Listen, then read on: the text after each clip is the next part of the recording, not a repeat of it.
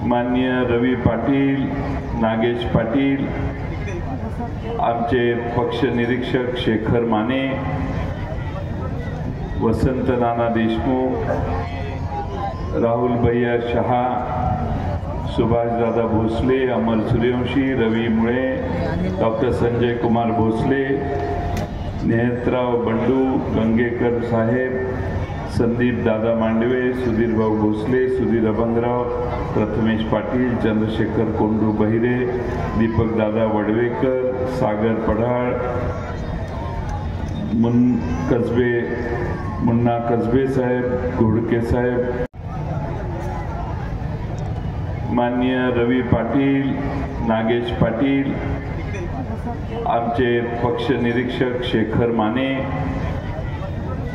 वसंत नाना देशमुख, राहुल भैया शहा, सुभाष दादा भोसले, अमर सूर्यवंशी, रवी मुळे, डॉक्टर संजय कुमार भोसले, नेहतराव बंडू, गंगेकर साहेब, संदीप दादा मांडवे, सुधीर भाऊ भोसले, सुधीर अभंगराव, प्रथमेश पाटील, चंद्रशेखर कोंडू बहिरे, दीपक दादा वडवेकर, सागर पढाळ, मुन्ना कसबे साहेब, घोडके साहेब उभे आहेत। त्या भारतीय जनता पक्षाने आपल्या सर्वांच्या समोर मागच्या 10 वर्षात अनेक प्रश्न उभे केले। एक म्हणजे बेरोजगार तरुणांची संख्या महाराष्ट्रात का वाढली? 21 ते 35 वर्षाच्या वयोगटामध्ये 30% बेरोजगारी आहे।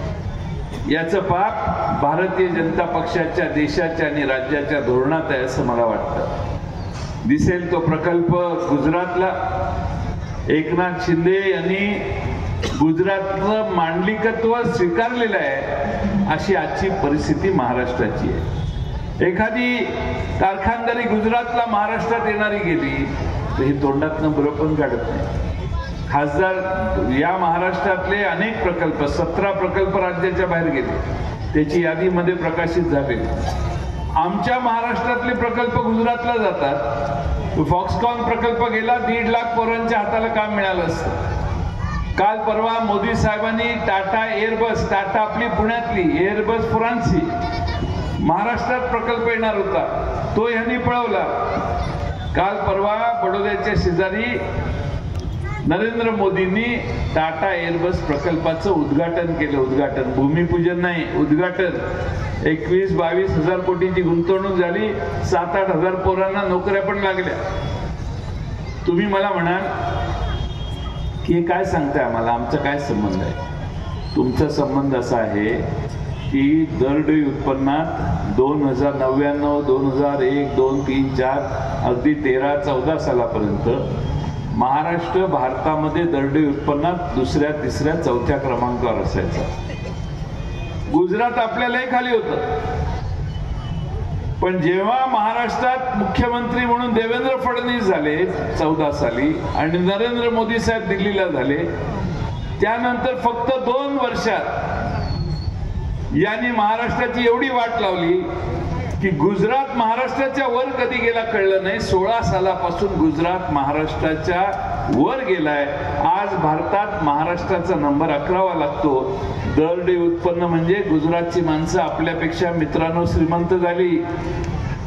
पंढरपूरच्या माणसाचं उत्पन्न, महाराष्ट्रातल्या माणसाचं उत्पन्न गुजरातच्या लोकांच्या पेक्षा ॲव्हरेज सरासरीनं कमी झालं। आपला महाराष्ट्र गुजरातच्या मागं गेला। मागे नेण्याचं पाप हे महाराष्ट्राच्या सध्याच्या सरकारचं आहे। आणि म्हणून पहिलं म्हणजे जे गुजरातला जातं, अनेक कार्यालय महत्वाची गुजरातला यांनी नेली, त्याच्या विरोधी एकनाथ शिंदे, देवेंद्र फडणवीस, अजित पवार तोंडातून शब्द काढू शकत नाही। यांची ताकदच नाही, दिल्लीला आवाहन करण्याची ताकद नाही आणि गुजरातला कार्य म्हणण्याची ताकद नाही। नाशिक भागातलं पाणी थोड्या दिवसानं गुजरातला वळवतील, फार लांब गोष्ट नाही। इलेक्शन झाले की हाच उद्योग करणार आहेत भाजपचं सरकार, त्यांचं महाराष्ट्रात सरकार आलं तर। आणि म्हणून भारतीय जनता पक्षाच्या उमेदवाराचा पराभव करणं हे तुमच्या माझ्या दृष्टीने सगळ्यात महत्त्वाचं आहे। भारतीय जनता पक्षाचं कमळ या मतदारसंघात उगवू न देण्यासाठी तुम्ही सगळ्यांनी ताकदीने या मतदारसंघात काम करण्याची गरज आहे. आज जसा उद्योग परराज्यात चालला तसा या देशाच्या सकल उत्पन्नात महाराष्ट्राचा वाटा नेहमी 15% असायचा. यावर्षी आकडेवारी प्रकाशित झाली, पहिल्यांदाच महाराष्ट्राचा वाटा 15%वरून 13%वर खाली आला. 2% घसरला. का? तर काही लाख कोटी रुपयाचं उत्पन्न आमचं कमी झालं. इतर देशातल्या राज्यांचं उत्पन्न वाढत असताना आम्ही त्या स्पर्धेत कमी पडायला लागलो असा त्याचा अर्थ आहे. म्हणजे या देशामध्ये महाराष्ट्र आता दरडोई उत्पन्नात 11व्या नंबरला आहे. आपलं नुकसान किती झालेलं आहे यांच्या हातात सरकार देऊन हे पहिल्यांदा आपण लक्षात येईल. महागाईची तर चर्चाच नको. इथं आमच्या सगळ्या भगिनी बसलेल्या आहेत.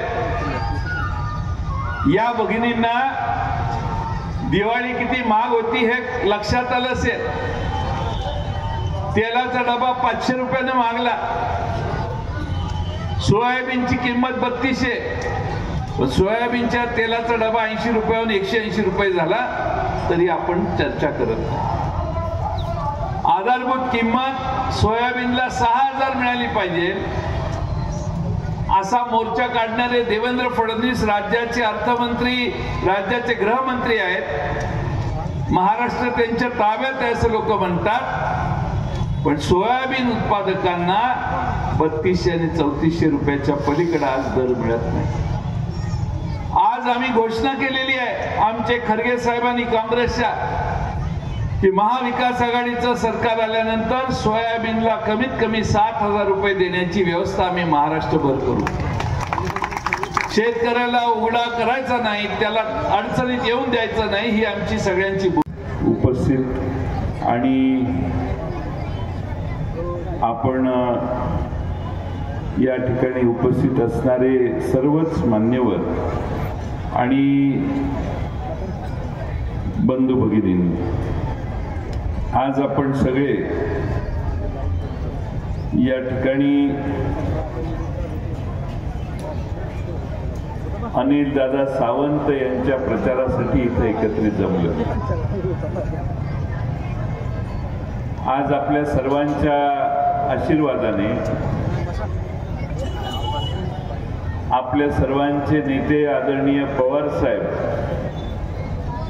यांच्या वतीनं राष्ट्रवादी शरदचंद्र पवार पक्षाच्या वतीनं आमच्या पक्षाचे अधिकृत उमेदवार म्हणून अनिलदादा सावंत या पक्षाचे उमेदवार.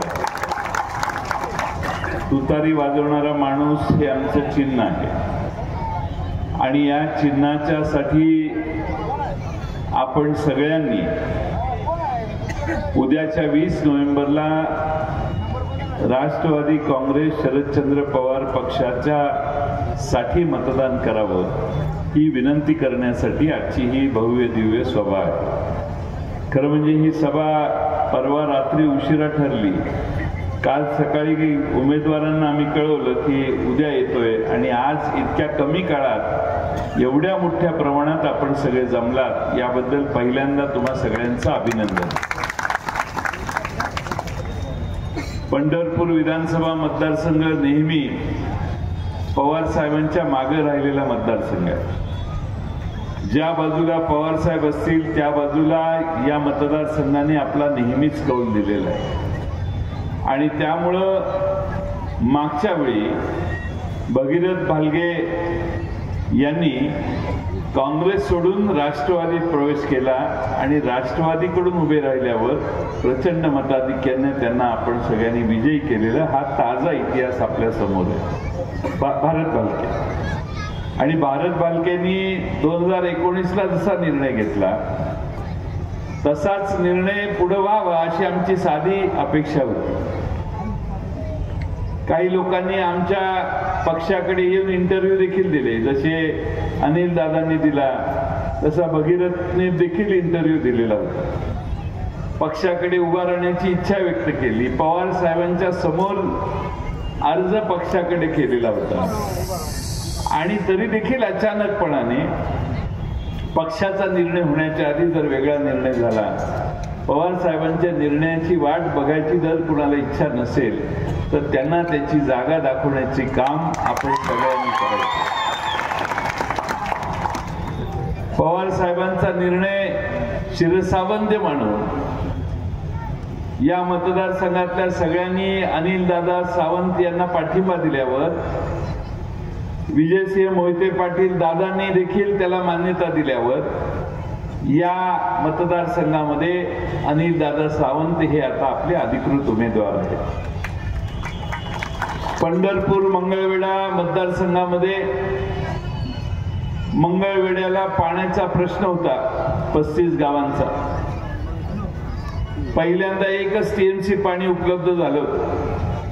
मी त्या खात्याचा मंत्री झाल्यावर आणखीन एक टीएमसी म्हणजे 2 टीएमसी पाणी आपण उपलब्ध करून दिलं आणि 35 गावांचा पाण्याचा प्रश्न सोडवण्याचं काम आम्ही त्यावेळी केलं.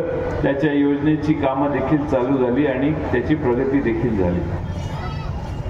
पलीकडच्या बाजूनं म्हैसाळकडून येणारं पाणी, टेंबू योजनेतनं येणारं पाणी हे कसं आपल्या दुष्काळी भागाला, या मतदारसंघातील मंगळवेढा भागाला मिळेल, सांगोल्याला मिळेल, याचं काम देखील ते 2.5 वर्षात जेवढं झालं तेवढं इतर काळात कधी झालं नाही. आज या मंगळवेढा आणि पंढरपूर या मतदारसंघात मंगळवेढ्याला मागच्या 5 वर्षात 2.5 वर्षाचं सरकार असताना आम्ही जो न्याय दिला तो बघितला. तर पुन्हा आमचं सरकार आलं तर मंगळवेढा तालुक्यातले उर्वरित जे प्रश्न आहेत तेही सोडवण्यासाठी आम्ही प्राधान्यानं लक्ष देऊ, ही आमची भूमिका आपण सगळ्यांनी लक्षात घ्या. खरं म्हणजे आपल्या सगळ्यांना या ठिकाणी मतदारसंघाचे प्रश्न अनिलदादांनी भाषणात सांगितले. या ठिकाणी पंढरपूरच्या तीर्थक्षेत्राला विकास आराखडा, या भागातल्या सगळ्यांची काय भावना आहे हे मी तुम्हाला वेगळं सांगायची गरज नाही. अनेक गावात शेतीचा प्रश्न आहे, रस्त्यांची दुरावस्था आहे, बेरोजगारीचा तर प्रश्न ऐरणीवर आहे. या सगळ्यातनं मार्ग काढायचा असेल तर महाविकास आघाडी म्हणून या मतदारसंघात राष्ट्रवादीच्या मागे आपण उमेदवार उभे केले पाहिजे. हे मला मान्य आहे की 2 उमेदवार महाविकास आघाडीचे आहेत. त्याचा अभिप्राय, त्याचं साधं वर्णन करायचं असेल तर ती मैत्रीपूर्ण लढत आहे. त्यामुळं या दोघांची निवडणूक ही आमच्यात एकमत झालं नसेल, त्यामुळं 2 उमेदवार उभे राहिलेले असले तरी अनिलदादा सावंत यांना शरद पवार साहेबांचा आशीर्वाद आहे हे आपण विसरू नका. आणि म्हणून तुतारी वाजवणारा माणूस हा सगळ्यात महत्वाचं चिन्ह आपल्या सर्वांच्या समोर असावं. आघाडीने सत्तेवर आल्यानंतर 5 गोष्टी करायच्या ठरवलेल्या आहेत. या 5 गोष्टी करत असताना माझी आपणा सगळ्यांना विनंती आहे की 5 पंचसूत्री जी महाविकास आघाडीने जाहीर केलेली आहे ती पंचसूत्री काय आहे हे थोडंसं तुम्ही लक्षात घेतलं तर तुम्हाला आमच्या उमेदवाराला मतदान करण्याची इच्छा जास्त झाल्याशिवाय राहणार नाही. एक म्हणजे आम्ही सर्व महाराष्ट्रात हे जाहीर केलेलं आहे की आमचं सरकार आल्यावर पहिल्यांदा आम्ही महालक्ष्मी योजना आणू. सगळ्या भगिनींसाठी आहे महालक्ष्मी योजना. म्हणजे महिन्याला आम्ही आमच्या महाराष्ट्रातल्या गरीब भगिनींना 3,000 रुपये महिन्याला देण्याची व्यवस्था करू. एसटीनं प्रवास मोफत महाराष्ट्रात महिलांना. कर्जमाफी उद्धव ठाकरेंचं सरकार होतं त्यावेळी 2 लाखापर्यंत केली. आमचं सरकार आल्यानंतर आम्ही कर्जमाफी 3 लाखापर्यंत करू. हे देखील सगळ्या महाराष्ट्रातल्या शेतकऱ्यांनी लक्षात घ्यावं. मोदी साहेबांनी लोकसभेच्या आधी एक गॅरंटी काढलेली 5 लाख रुपयाची आरोग्याची. तुम्हाला जर कुठं दवाखान्यात जायचं असेल तर ते कार्ड दाखवलं मोदी साहेबांच्या गॅरंटीचं तर 5 लाखापर्यंतचा खर्च ते हॉस्पिटल तुमचा स्वतः करेल आणि सरकारकडून पैसे मागेल. परंतु आज दुर्दैवाने आपण एक लक्षात घ्या की इथं मी असे प्रश्न बऱ्याच सगळ्याच मतदारसंघात विचारले. इथंही प्रश्न विचारतो. इथं कोणी आहे का की मोदी साहेबांचं कार्ड घेऊन हॉस्पिटलमध्ये गेला, पुण्याच्या रुबी हॉल हॉस्पिटलमध्ये गेला, 5 स्टार हॉस्पिटल, किंवा मुंबईच्या ब्रिज कँडी हॉस्पिटलमध्ये गेला आणि कार्ड दाखवलं आणि उपचार केले आणि हॉस्पिटलने सांगितलं नाही नाही मोदीचं कार्ड आहे, तुला आम्ही बिल लावत नाही, आम्ही सरकारकडून घेतो, 4 लाख रुपये तुझे माफ. असा कोण आहे का इथं? असेल तर हात वर करा. भाजपच्या माणसाला फायदा मिळाला असेल तरी सांगा. आपलं काय, आपण भाषण तो मुद्दा इथं थांबवू शकतो. महाराष्ट्रात ही 47-48 माझी सभा आहे. महाराष्ट्रात एकही माणूस नाही की मोदी साहेबांनी सांगितलेल्याप्रमाणे देशात कुणाला आरोग्याची हमी मिळाली. पण आमचं सरकार ज्यावेळी महाविकास आघाडीचं येईल त्यावेळी आम्ही महाराष्ट्रामध्ये गरीब कुटुंबांना, एका कुटुंबात 5 ते 6 लोक असतात असं गृहीत धरून, गरीब कुटुंबांना 25 लाख रुपयाचं विम्याचं सुरक्षा कवच देण्याची व्यवस्था करणार आहोत. तुम्ही कुठल्याही हॉस्पिटलमध्ये महाराष्ट्राच्या जावा, भारतात जावा, तेवढे पैसे वर्ग करण्याची व्यवस्था महाराष्ट्राकडून होईल. मी हे यासाठी सांगतोय की आपण सगळ्यांनी ताकदीनं काम करून महाराष्ट्रामध्ये आपल्या भविष्यासाठी महाविकास आघाडीचा उमेदवार विजयी कसा कराल याचा विचार आपण सगळ्यांनी केला पाहिजे. या मतदारसंघात मी सुरुवातीला सांगितलं तसं आमचा उमेदवार अनिल दादा सावंत आहे आणि त्यामुळं या मतदारसंघात अनिल दादा सावंतांच्या मागं आपण आपली सगळ्यांची ताकद लावली पाहिजे अशी विनंती केली तर मी ती काही वावगी ठरेल असं मला वाटत नाही. खरं म्हणजे भारतीय जनता पक्षाला महाराष्ट्रात आता पराभव दिसायला लागला आणि पराभव दिसायला लागल्यामुळं महाराष्ट्रामध्ये भारतीय जनता पक्ष वेगळ्या मार्गाने चाललाय. अमित शहा सांगतात बटेंगे तो कटेंगे. दिल्लीत राज्य कोणाचं आहे? भाजपचं आहे. महाराष्ट्रात राज्य सध्या कोणाचं आहे? भाजपचं आहे. मग त्या हिंदूंना घाबरत आहे का? तुम्ही राज्यकर्ते, तुमच्यात काही दम नाही का? बटेंगे तो कटेंगे, बटेंगे तो कटेंगे, सगळ्या गावावर हिंडायला लागले तर म्हणतात बटेंगे तो कटेंगे. अरे ही 18व्या शतकातली घोषणा आहे. 18व्या, आता 21व्या शतकात आहे. आता घोषणा पाहिजे पडेंगे तो बडेंगे. इथे भारतीय जनता पक्ष आणि चाललोय आपण 21व्या शतकात. हे सनातनी पद्धतीनं वागून महाराष्ट्र मागे नेण्याचा प्रयत्न करणारी काही लोक आहेत. महाराष्ट्राला 18व्या शतकात नेण्याचा प्रयत्न बटेंगे तो कटेंगे ही घोषणा देऊन महाराष्ट्राला मागे नेण्याचं काम ते तिकडचा तो उत्तर प्रदेशचे मुख्यमंत्री, त्यांचं नाव काय, योगी आदित्यनाथ. ते योगी आदित्यनाथ यांनी मुंबईत येऊन बटेंगे की कटेंगे, बटेंगे तो कटेंगे घोषणा करायची आणि तुझा निम्मा उत्तर प्रदेश मुंबईत येऊन नोकरी करतोय.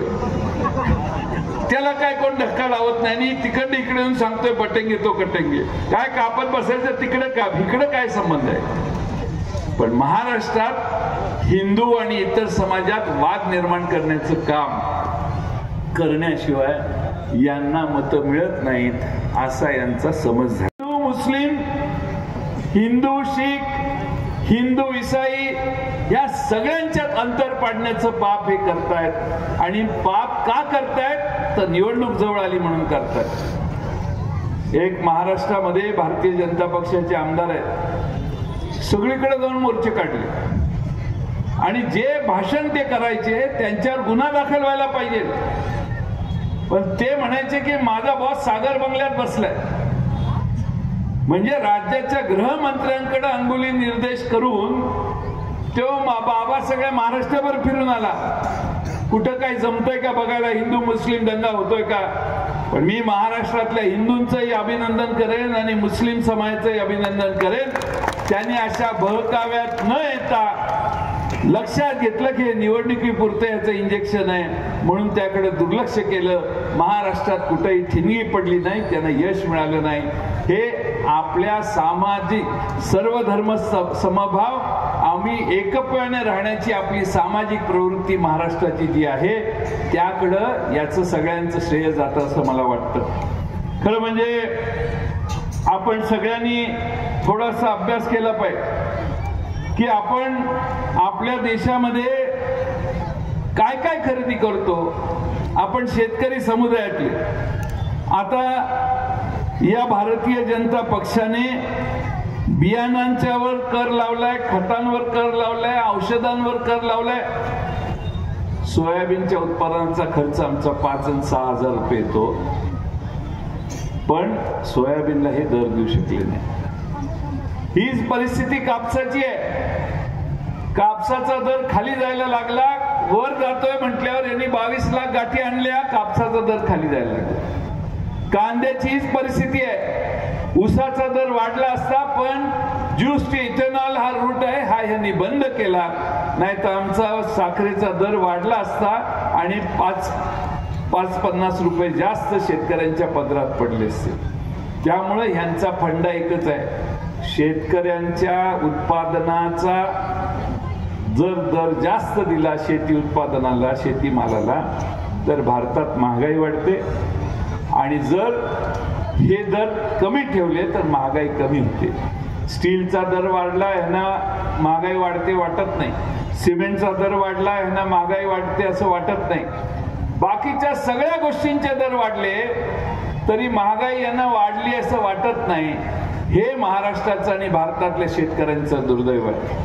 आणि म्हणून मित्रांनो, माझी आपल्याला कळकळीची विनंती आहे, आपण सगळे छत्रपती शिवाजी महाराजांच्या विचारावर, शाहू फुले आंबेडकरांच्या विचारावर श्रद्धा ठेवून काम करणारी लोक आहोत. या भागामध्ये विजयसिंह मोहिते पाटील साहेबांचे वडील सहकार महर्षी शंकरराव मोहिते पाटील साहेबांनी बहुजनांच्या पुरस्काराचा पाठिंबा सतत केला. या भागातले स्वर्गीय औदुंबरराव पाटील यांनी देखील तीच भूमिका ठेवली. स्वर्गीय यशवंतराव चव्हाणांच्या कुशीतनं तयार झालेले महाराष्ट्रातले त्यावेळचे सगळे नेते हे शाहू फुले आंबेडकरांचा विचाराचा पुरस्कार करत राहिले. आणि म्हणून ही निवडणूक ही महाराष्ट्रात शाहू फुले आंबेडकरांचा विचार राहणार का जातीयवादी विचारांना हा महाराष्ट्र स्वीकारणार, ही लढाई आहे. ही लढाई साधी समजू नका. आज ही लढाई साधी समजू नका. आज आपण एक विधानसभेचा आमदार निवडणार नाहीये. आपण महाराष्ट्रामध्ये जातीयवादी सरकारला निवडून देणार का? कारण अमित शहानी 2-3दा सांगून झालेलं आहे की निवडणूक झाल्यानंतर देवेंद्र फडणवीस महाराष्ट्राचे मुख्यमंत्री होणार. एकनाथ शिंदे, अजित पवार यांचा पत्ता कट झालेला आहे. ते निवडून येऊनही त्यांना किती झालं तरी त्यांना चान्स नाही.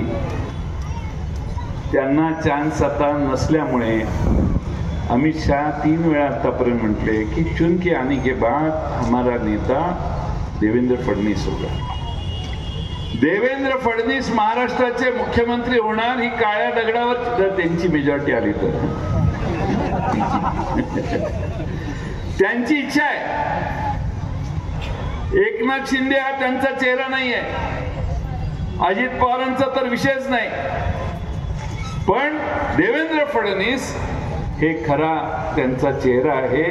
देवेंद्र फडणवीसांच्या नावानं हे मत मागायला महाराष्ट्रभर आज निवडणुका करतात.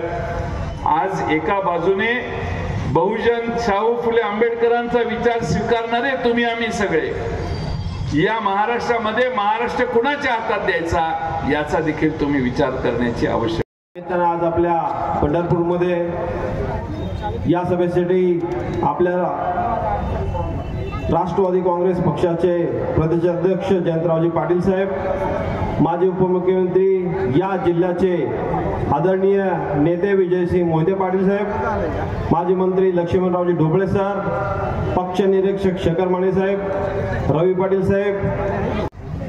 असं असलं तरी जनता पूर्ण ताकदीने आदरणीय साहेबांच्या तुतारीच्या मागे उभी आहे. येणाऱ्या 23 तारखेला ही आपल्याला दिसून येईल. आपल्या समोर असणारा भाजपचे विद्यमान आमदार मागच्या वेळेस खोकांच्या ताकदीवर कसेबशी निवडून आले होते साहेब. यावेळी जनतेने जी चूक केली नक्कीच दुरुस्त करण्याची वेळ आज आलेली आहे साहेब. आपल्या मतदारसंघामध्ये 3,000 कोटीचा निधी आला, विकास केला असं जे बोलबाला केलं जातं लोकांच्या समोर, जे आमच्या प्रत्येक गावामध्ये फ्लेक्सद्वारे सगळ्या लोकांना दाखवण्यात येतं, तो फक्त विकास साहेब कागदावरती दिसून येतोय. या मतदारसंघामध्ये फिरत असताना प्रत्येक गावचे लोक आम्हाला त्या वेळेस बोलतात की या मतदारसंघामध्ये काय झालं. जिल्हा परिषदचे पण मतदार जे जिल्हा परिषद थ्रू काम झालेलं असेल ते सुद्धा काम त्या यादीमध्ये आलेलेच आहे. पंढरपूर आणि मंगळवेढ्याला जाताना जो रस्ता केलाय त्याचं उत्तम उदाहरण आहे, जो निधी कसा झाला असेल तो साहेब. या मतदारसंघामधलं पाणी प्रश्न हा प्रत्येक म्हणजे पंचवार्षिकला गाजत आलेला आहे साहेब. आपला पंढरपूर थोडासा नदी काठ आहे, इथे पिण्याची पाण्याची सोय आहे. नदी असल्यामुळं, चंद्रभागा असल्यामुळं, विठ्ठलाची कृपा असल्यामुळं थोडंसं पाण्याचं इथं थोडंसं कमी आहे साहेब. मंगळवेढा शहरामध्ये पाण्याची अत्यंत बिकट अवस्था आहे. गेली 50 वर्ष फक्त पाण्यावरती निवडणुका लढवतात. विद्यमान आमदार कैलासवासी आमदार साहेब या सगळ्यांनी पाण्यासाठी प्रयत्न केला पण कोणालाही यश आले नाही.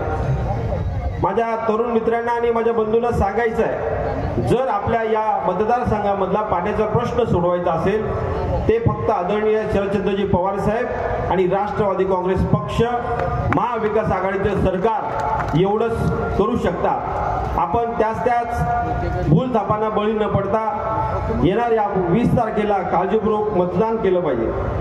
आपल्यासमोर दोन्ही उमेदवार केवळ निवडणुकीपुरते या मतदारसंघामध्ये मला पाहायला मिळतात. काँग्रेसचे आमचे सहकारी काय त्यांच्यावरती जास्त बोलण्यात काय मजा नाही, कारण ते कधी नॉट रिचेबलच असतात, कधी या मतदारसंघामध्ये दिसले नाही किंवा या मतदारसंघाचा विकास करण्यासाठी त्यांची काही पावलं चालू नाहीत साहेब. या मतदारसंघामध्ये मी एक साखर कारखाना चालवतोय.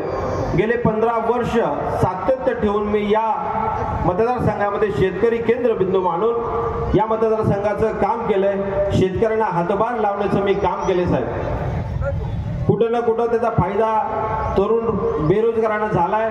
असाच यापुढे मतदारसंघामध्ये भरवण्याच्या माध्यमातून आणि आपण जो विश्वास दिलाय त्या माध्यमातून मी इतर गोष्टीचा सुद्धा काम करणार आहे. या मतदारसंघामध्ये काम करत असताना एखादं शैक्षणिक संकुल असावं, ज्या लोकांना, माझ्या मुलांना, माझ्या तरुण भगिनींना इथं शिक्षण घेता येईल.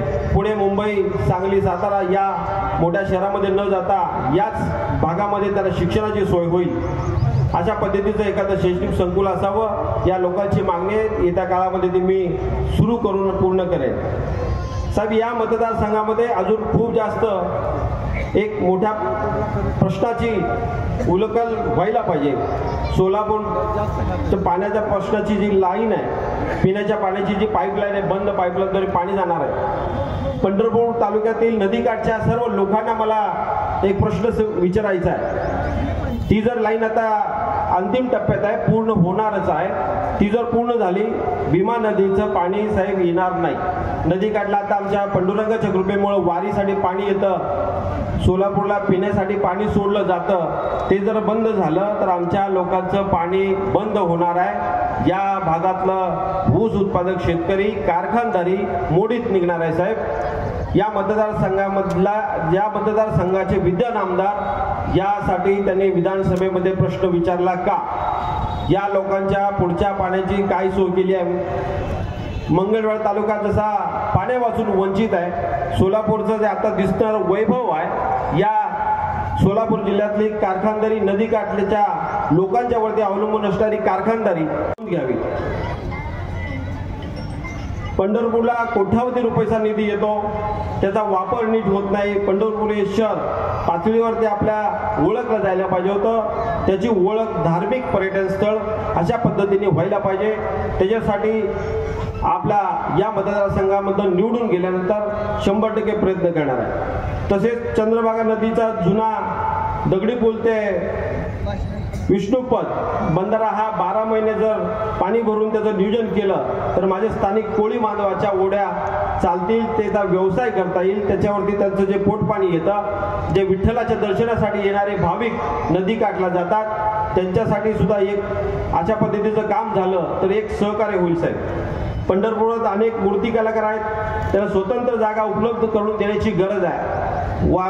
वस्ती वाढतीये, गल्लीत त्यांचा लोकांना त्रास होतो, त्या हाताने मूर्तिकार आहेत, त्यांचं काम चालू असतं, तर या लोकांना एखादं व्यवस्थित प्लॅटफॉर्म जर दिला तर त्यांचंही हातभार लागण्याचं काम होईल, त्यांच्या कुटुंबाला हातभार लागण्याचं आपल्याकडनं काम होईल साहेब. पंढरपूर शहरातील अनेक प्रश्न असतील, मंगळवेढा शहरातील अजून भरपूर काही प्रश्न असतील, तर हे सोडवण्यासाठी आदरणीय शरदचंद्रजी पवार साहेब आणि महाविकास आघाडीचं सरकार येणार आहे. या सरकारवरती प्रेम करून आपण येणाऱ्या 20 तारखेला तुतारी वाजवणारा माणूस या चिन्हाच्या समोरचं बटन दाबून मला एकदा संधी द्यावी, याच्यासाठी आपण साहेबांच्याकडे जी साहेबांनी विश्वास दिलाय ते स्वार्थ करण्यासाठी, येणारा विकास करण्यासाठी, आदरणीय साहेबांच्याकडे बघून राष्ट्रवादी काँग्रेस पक्षाने जी उमेदवारी दिली आहे त्याचे सार्थ करण्यासाठी मला मतदान रूपी आशीर्वाद द्यावा. आणि तुम्ही आपले विरोधक येतील, त्यांनी मतं मागतील, माझ्या हिशोबाने त्यांना 3 ते 4 वेळा 5 वेळा तुम्ही संधी देऊन बघितली आहे. या मतदारसंघामधले आमचे नेते परिचारक मालक यांनी निवडणुकीला उभं राहणार अशी घोषणा केली, 2 महिने मतदारसंघामध्ये फिरून आले, पण ज्यांच्यामुळे निवडून आले त्याच आमदारांनी त्यांना गप्प बसण्यासाठी पक्षांतर्गत कारवाई करून ज्या पद्धतीचं काम केलं ते आपण सर्व जनतेसमोर आहे.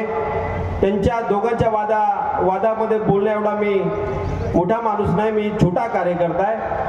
त्यांच्यावर झालेला अन्याय ही जनता त्यांना येणाऱ्या 20 तारखेला चांगली दाखवून देईल, ह्याच्यात मला काही शंका नाही. मित्रांनो, आपण फक्त राष्ट्रवादी काँग्रेस पक्षावरती, आदरणीय जयंत पाटील साहेबांच्यावरती, आदरणीय सुप्रिया सुळे असतील ताई त्यांच्यावरती, आणि महाविकास आघाडीचे 3 घटक पक्ष, त्यांच्याबरोबर असणारे इतर सर्व पक्ष, आम आदमी पक्ष असेल, सर्व गवई गटाचे सर्व घटक पक्षांच्यावरती विश्वास ठेवून हा नवीन कार्यकर्ता तुमच्यातला निवडून द्या. राहिला पंढरपूरमध्ये असल्यामुळं आपल्याला भेटण्यासाठी मला कुठं जाण्याची गरज नाही. 24 तास आपल्यासाठी हा अनिल सावंत साहेबांसमोर पांडुरंगाच्या चरणी त्यांच्या नतमस्तक होऊन तुम्हाला एक वचन देतोय, कधीही कुठल्याही माणसावरती कसलंही तक्रार संकट आलं तर अनिल सावंत तुमच्या पाठीशी काय उभा राहील एवढं गृहीत धरा. येणाऱ्या भविष्य काळामध्ये तुम्हाला कोणी काही सांगेल, आदरणीय साहेबांची उमेदवारी आणि जयंत पाटील साहेबांनी डोक्यावर हात ठेवल्यानंतर पुढच्या माणसाचा करेक्ट कार्यक्रम होत असतो. साहेब त्यांच्या भाषणात दाखवून देतील. मित्रांनो, जास्त अधिक न काय बोलता आपण ज्यांची वाट बघतोय, साहेबांना पण पुढे जायचं आहे, त्यांचं मार्गदर्शनाची आपण वाट बघता. येणाऱ्या 20 तारखेला तुतारी वाजवणारा माणूस 5 नंबरचं बटन आपल्याला मिळालंय, त्या चिन्हावरचं बटन दाबून बहुमताने विजय करा आणि कामाचा माणूस निवडा. प्रत्येक सालात आपण कामाचा गडी बदलतो, तसाच हा जुना झालेला चुकार गडी बदला, नवीन गडी कामाला ठेवा. हा नक्कीच तुमचं काम करेल एवढी ग्वाही देतो. पांडुरंगाच्या चरणी नतमस्तक होऊन परत एकदा विनंती देतो, इथंच थांबतो. जय हिंद, जय महाराष्ट्र, जय राष्ट्रवादी.